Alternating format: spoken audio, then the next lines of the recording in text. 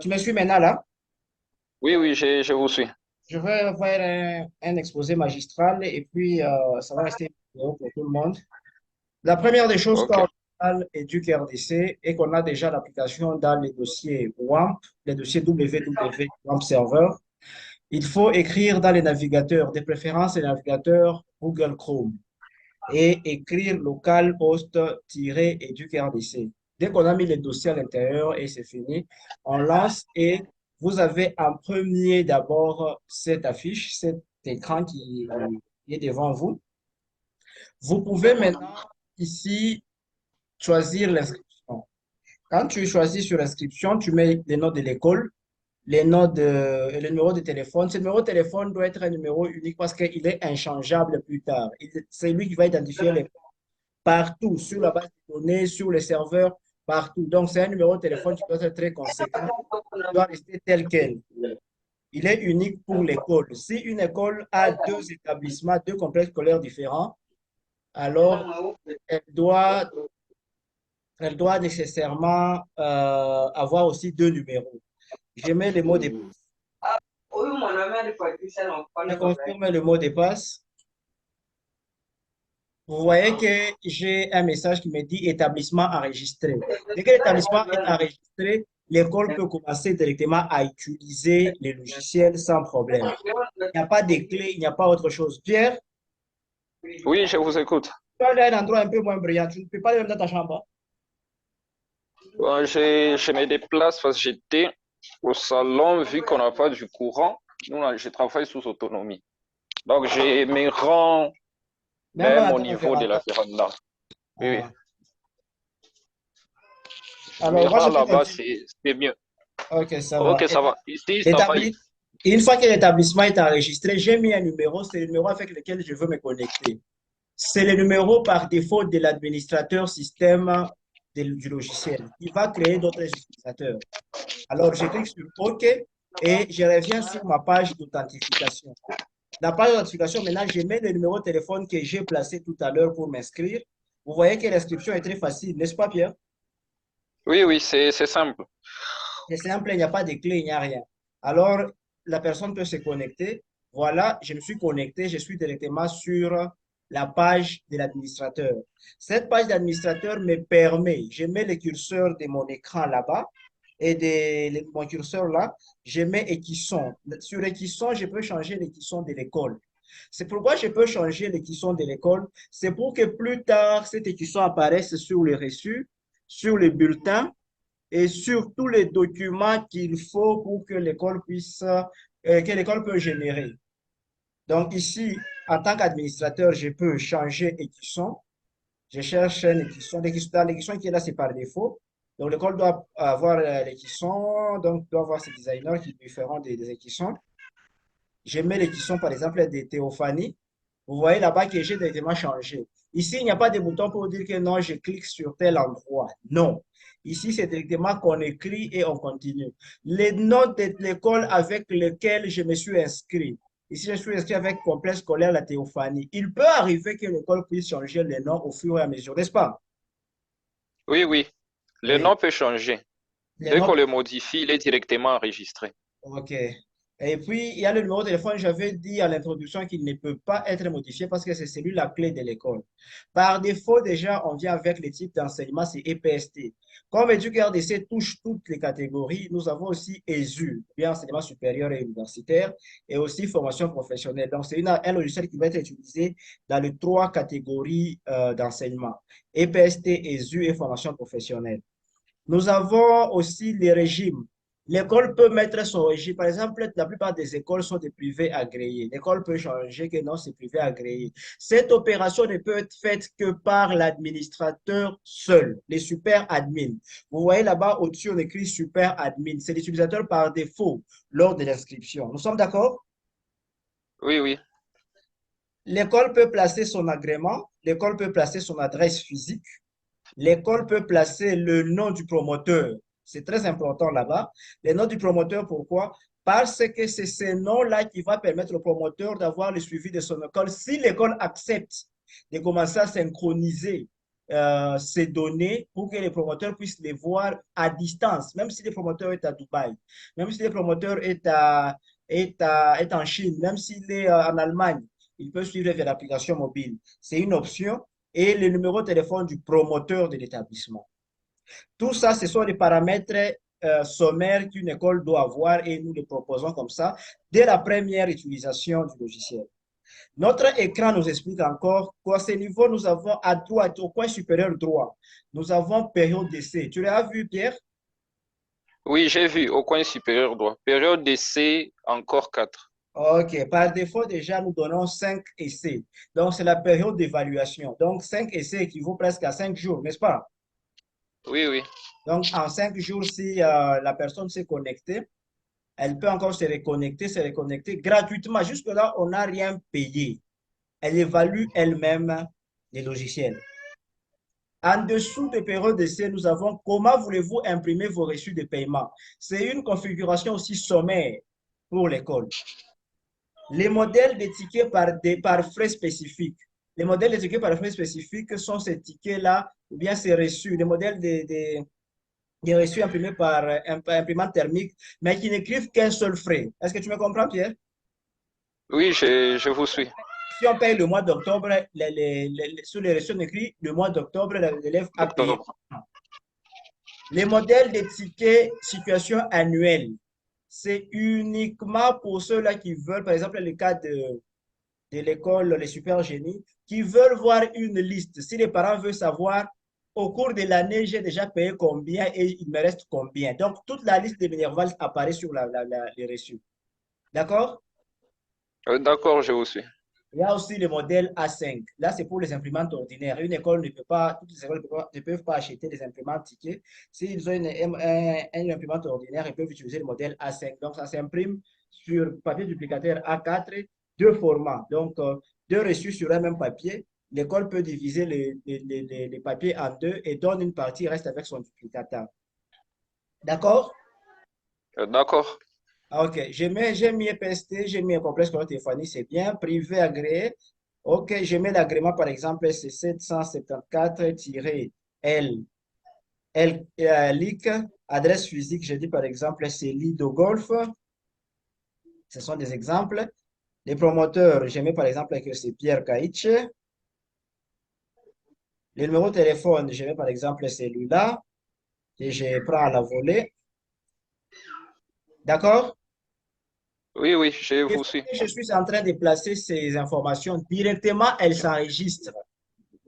Au niveau des modèles tickets, je mets par exemple les modèles tickets situation annuelle. Je n'ai qu'à cocher tout simplement. Très facile à utiliser. Une fois que j'ai coché, c'est directement enregistré comme les... Donc, tous les reçus que je vais commencer à imprimer dans mon système de l'école, tous les reçus auront le format des tickets situation annuelle. Au moins, si je vais encore changer, c'est pour cela que ces configurations ne sont données qu'à l'administrateur. Nous avons en dessous maintenant la couleur pour les cartes d'élèves, étudiants ou des services. Parce que notre logiciel produit les cartes d'élèves et les cartes d'étudiants, ou bien plutôt les cartes d'élèves et les cartes de services. Ici, vous pouvez choisir votre couleur. Vous pouvez configurer vos propres couleurs. Donc, vous n'avez pas besoin de dire que non, nous avons besoin de ceci. Nous ne donnons rien par défaut. Il suffit de cliquer sur la couleur parce que la couleur ici bleu clair, c'est nous qui la donnons par défaut dans notre système. Mais si vous dites que non, nous voulons l'orange, vous avez une palette de couleurs. Tu me suis, Pierre? Oui, je vous suis. Vous avez une palette de couleurs. Donc, toutes les couleurs, il n'y a même pas une seule couleur qui peut manquer ici. Toutes sont là. Il suffit peut-être d'avoir les codes couleurs RGB. Vous mettez vous-même la couleur que vous voulez. Si je dis que je veux le rouge, vous allez au rouge. Directement, vous voyez que c'est les rouges là-bas. N'est-ce pas? Oui, oui, je viens même de pratiquer. D'accord. Après ceci, nous avons maintenant, après l'établissement, ça c'est la configuration de l'établissement. Est-ce qu'il y a des questions là-dessus? Non, il n'y a aucune question. Tout est clair à ce niveau. Le deuxième menu maintenant pour les logiciels, c'est le menu utilisateur. Vous êtes maintenant utilisateur super admin. OK, vous avez tout accès à tout. Maintenant, vous pouvez créer d'autres utilisateurs qui ont des accès spécifiques. Donc, une école peut avoir 3, 4 bureaux. Tel est chargé, par exemple, des patrimoines, tel est chargé des gestions stock, ainsi de suite. Mais avant de faire cela, je présente d'abord l'application globalement. Nous avons les menus Éduc RDC qui est à gauche. Vous voyez à gauche ici, j'ai mis le curseur. Oui, je vois. OK.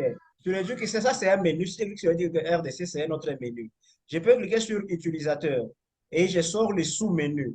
Si je clique sur utilisateur, vous voyez que j'ai le menu utilisateur. Est-ce qu'on est ensemble? Oui, oui, je vous suis. Au Si même je, moment, moi aussi, je lance aussi. si je clique encore sur les logos d'Éduc RDC, je rentre sur mon menu primaire, celui d'avant là. Je rentre encore sur utilisateur, je clique sur utilisateur. Comme je suis administrateur, j'ai le pouvoir de créer des utilisateurs. Je crée les premiers comptes utilisateurs. J'ai dit par exemple, il s'appelle, l'utilisateur par exemple, c'est Arlette. Je mets son numéro de téléphone. Je mets un numéro de téléphone quelconque je mets le numéro de téléphone. D'accord? D'accord, je vous suis. Je mets le mot de passe. Je confirme les mots de passe que je vais remettre à l'utilisateur. Et s'il y a les privilèges, est-ce que cet utilisateur va gérer les inscriptions? Est-ce que cet utilisateur va gérer les finances? Est-ce que cet utilisateur va gérer la communication? Est-ce que cet utilisateur va gérer la vie scolaire, gérer les ressources humaines et la paye ou bien gérer les stocks? D'accord? D'accord, Des privilèges, je peux lui donner en cliquant dessus. Je coche seulement celui-là, j'ai dit gérer les inscriptions. Donc, en tant que super admin, je viens de créer un utilisateur qui s'appelle Arlette. Je lui donne les coordonnées de connexion et je lui donne aussi les privilèges d'utilisation.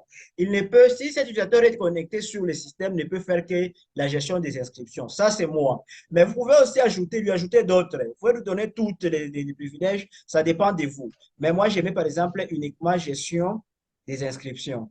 Je l'ajoute, je sauvegarde. Vous voyez directement qu'à droite, il y a le nom Arlette, n'est-ce pas? oui, oui, Il y a le nom j'ai Arlette, vu.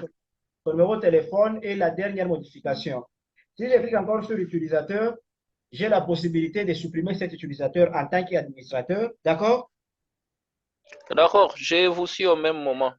OK. Ça marche aussi chez moi. OK. Ou bien modifier cet utilisateur.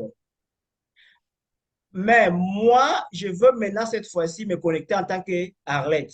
Je ne me connecte plus en tant que pour voir comment est-ce que ça se passe. Les privilèges que je lui ai donnés, donc, c'est juste inscrire, n'est-ce pas? Oui, oui. OK. Je me connecte en tant qu'Arlette cette fois-ci. Je mets le numéro de téléphone avec lequel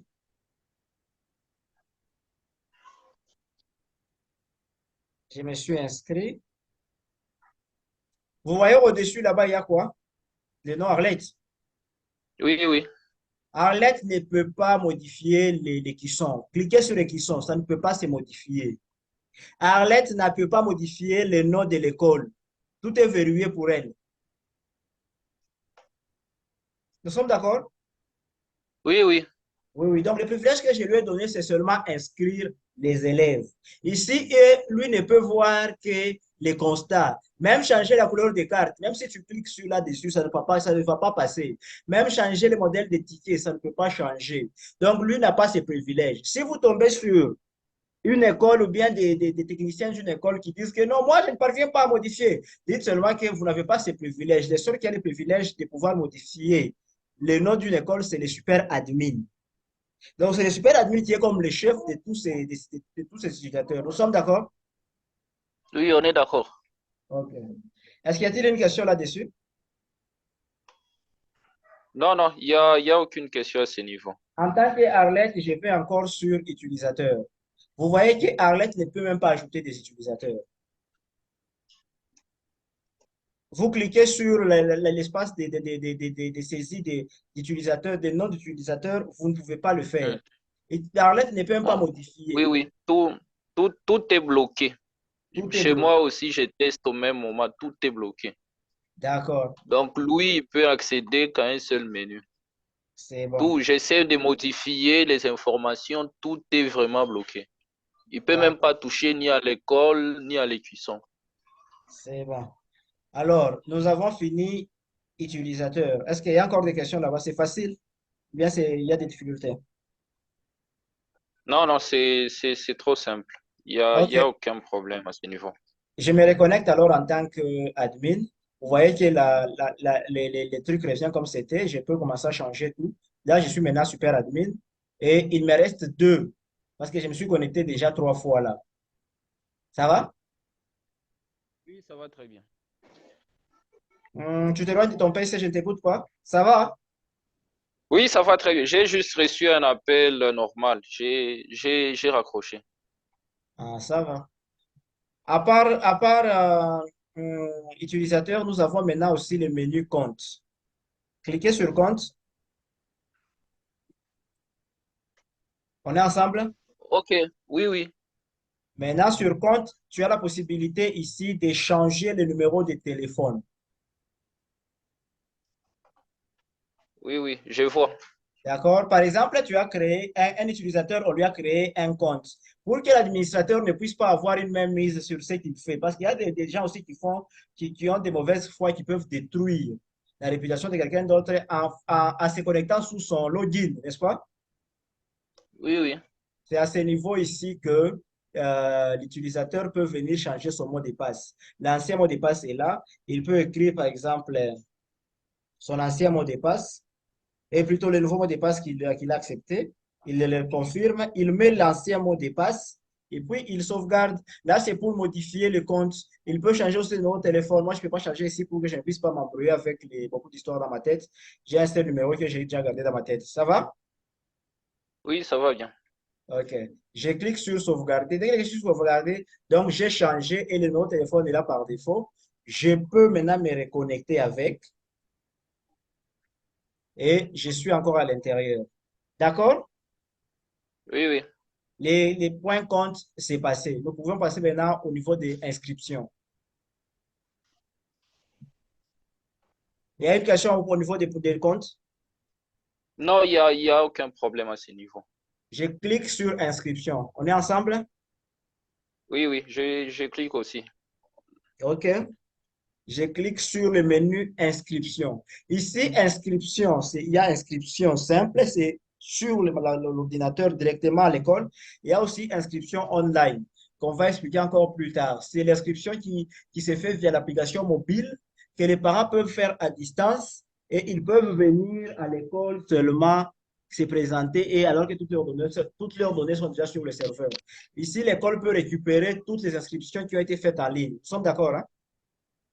Ok, Mais nous commençons avec d'abord les inscriptions normales. normal. OK? À part l'inscription normale, il y a aussi les menus. Je présente tous les menus carrément. À part les inscriptions, il y a aussi les menus vie scolaire. Dans vie scolaire, il y a classe promotion. Là, on ne va pas toucher aujourd'hui. C'est créer les classes et les promotions. Ici, on peut créer les sections, les options, ainsi de suite. Cours et attributions. Ici, on peut créer les cours et attribuer les cours à des enseignants. Ici, on peut emploi du temps et horaire. On génère un horaire automatique. Donc, les histoires là de traîner encore dans les écoles pour dire que non, il y a chevauchement, ici c'est l'horaire automatique qui est généré. Parce que l'horaire automatique ne peut être créé que si vous avez déjà créé les cours et vous avez attribué, n'est-ce pas? Oui, oui. Barème des sanctions, c'est pour sanctionner les élèves dans leur indiscipline. Et on va mettre des lois là-dedans, c'est prévu toutes des lois. Cotation et palmarès, c'est pour générer les bulletins. Programme national, l'école, si elle est connectée à Internet, même si une fois seulement par an, même une fois par mois, peut télécharger tous les programmes de l'année parce que nous devons travailler en partenariat avec le ministère de l'Éducation, de l'EPST. À part le menu vie scolaire, nous avons le menu finance. Dans le menu finance, vous avez gestion des frais. C'est là où l'école va créer les frais. Nous sommes d'accord, hein? Oui, on est d'accord. L'école va créer et gérer des frais. Ici, la perception frais. Ici, c'est quand l'élève vient payer, on peut percevoir. Il est prévu aussi pour que les paiements soient en ligne. Les dépenses, c'est pour gérer les dépenses. Les gestionnaires des dépenses peuvent mettre même les fichiers, les pièces comptables dans son système. Donc, on peut scanner les pièces comptables et les mettre sur le système pour que, en cas d'audit, n'est-ce pas, l'audit peut arriver, non? Oui, oui, ça Oui, arrive souvent chaque quand, année. quand il y a audit, les gestionnaires peuvent présenter les fichiers, les pièces comptables et dire que non, on avait dépensé autant, la pièce comptable est là. La comptabilité générale peut sortir dans les finances. Nous avons GRH, gestion des employés. Donc ici, on peut créer les employés, les professeurs, les enseignants debout, les enseignants assis, les administrateurs, ainsi de suite. Pointage et congé. On peut pointer les agents ici. On peut faire les avances sur salaire qui vont entrer dans les finances de comptabilité et les calculs des salaires. Et les bulletins de paye est généré automatiquement. Nous sommes d'accord? Oui, oui. Dans communication, Jusque-là, nous pas avons de problème. les SMS broadcasting, messages app, boîte de réception, ainsi de suite. Nous avons dans la bibliothèque aussi des menus. Nous avons gestion stock pour gérer les stocks et nous avons mise à jour où on peut faire la mise à jour. Mais nous allons d'abord sur inscription parce qu'il nous reste pratiquement une minute, 17h29, il nous reste une minute. J'explique rapidement l'inscription. On clique ensemble sur l'inscription. Oui, oui. J'ai accès déjà au menu. OK. Est-ce qu'il y a encore des difficultés ou bien Bugito, tout ça? Non, non, c'est flexible, c'est trop rapide. En un clic, tout fonctionne bien. D'accord, merci. Là, nous avons la fiche de l'école, de l'inscription plutôt. Le numéro ici qui est généré ici, il est automatique. C'est le numéro qui permettra de mettre sur la carte des lecteurs qui est unique, qui nous permettra d'avoir aussi des contrôles sur le vagabondage des élèves, n'est-ce pas? Oui, oui. C'est un numéro qui est généré automatiquement et qui est unique. Là, vous avez le bouton nouvelle immatriculation ou bien relancer immatriculation. Ça ne pourra revenir que l'année prochaine quand les écoles auront utilisé l'application sérieusement. D'accord? Bien. Si on clique Oui. sur relancer immatriculation, vous voyez que tout est verrouillé. Il ne reste Et qu'immatriculation là. On met les matricules qui sera sur la carte de l'élève pour les chercher sur la base l'élève. de données en ligne. Données. D'accord? Oui, oui. Mais là, nous rentrons seulement sur nouvelle immatriculation. Je mets les noms. Toi aussi, tu mets les noms. Mais je mets Sangwa, Ok. Amene. C'est une inscription qui vient d'arriver. Je mets Oui, les oui. sexes. Je ne mets pas d'autres informations. Les autres informations peuvent suivre, mais parce que les parents viennent aussi, disent que non, je n'ai que le nom de l'enfant et son sexe. Les autres peuvent venir après, n'est-ce pas? Oui, oui. On ne peut pas bloquer l'inscription à cause de ça. Alors, on écrit nom, poste, nom, les sexes, et on termine d'abord par là. On clique sur inscrire. Vous voyez les toasts qui apparaissent en bas? Inscription faite avec succès, hein? Oui, oui, ça, j'ai vu ça. OK. Vous avez maintenant l'élève qui est en bas. Si vous cliquez sur l'élève encore une deuxième fois, sur la liste de l'élève, plutôt pas une deuxième fois, mais pour cliquer, vous allez maintenant le modifier. Je clique. Tu vois que les tableaux en haut changent, non? Oui, j'ai vu. Il y a classé, les boutons classés, les boutons Là, supprimés. il y a supprimer, modifier et carte d'élève. OK, c'est là où on peut générer la carte d'élève. On peut classer l'élève si on a déjà créé des promotions. Mais là, moi, je clique sur la photo d'abord. Je clique sur la photo. Vous voyez que ça va charger la liste, ça va prendre des photos sur les documents, n'est-ce pas? Oui, oui. Si vous avez un dossier où il y a les photos des élèves, les photos passeport, j'ai choisi une photo, je mets une photo. Vous voyez? Oui, oui, c'est bon. OK, je mets aussi la date de naissance de l'élève, je mets son lieu de naissance. Parce que quand on modifie maintenant, là, il faut mettre les informations complètes, hein. Oui. Je mets son numéro de téléphone par défaut que je mets. Le prénom, je mets le prénom. Je modifie, je clique sur modifier. Vous voyez que la photo apparaît déjà en bas, non?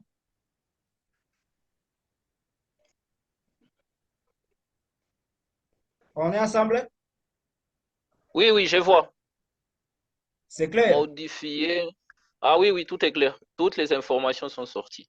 OK, cliquez sur carte d'élève pour le même élève. Clique sur J'y le même vais. élève là. Clique sur l'élève là, puis sa carte d'élève maintenant. OK. Carte d'élève. Tu as vu chez moi ma carte? La carte chez vous. Non, je n'ai pas vu. Je n'ai pas partagé cet écran-là. Mais tu lances ta carte à toi, tu vas voir. Et on génère ça sur Chrome. De votre côté aussi. Oui, oui. Tu as vu ta carte? Oui, oui, j'ai vu ma carte. La couleur des Oui, cartes, oui. là, c'est la couleur que tu as choisie Chez- toi-même par défaut, n'est-ce Oui, pas? chez moi, c'est bleu, oui, oui. Ah, ça va. Chez moi, c'est rouge parce que j'ai pris le rouge. Oui. Y Chez a-t-il des moi, c'est questions? bleu. Non, jusque-là, tout est clair. Éduc, RDC, EPST numérique, je vois les codes QR aussi. Donc, OK. toutes les informations sur l'élève sont là, mis à part sa classe qu'on n'a pas placée. OK. Jusque-là, on ne l'a pas encore classée. OK. Pour classer, il faut d'abord créer les classes. Il Et puis, faut on va... créer les classes et ajouter l'élève dans sa classe. Oui, oui, on va revenir dans les formations plus tard. On commence d'abord par terminer sur ce point-là, des inscriptions. Regarde maintenant en bas à droite. Tu vois quoi? En bas à droite, je vois exporter Excel, fichier PDF. D'accord, merci beaucoup.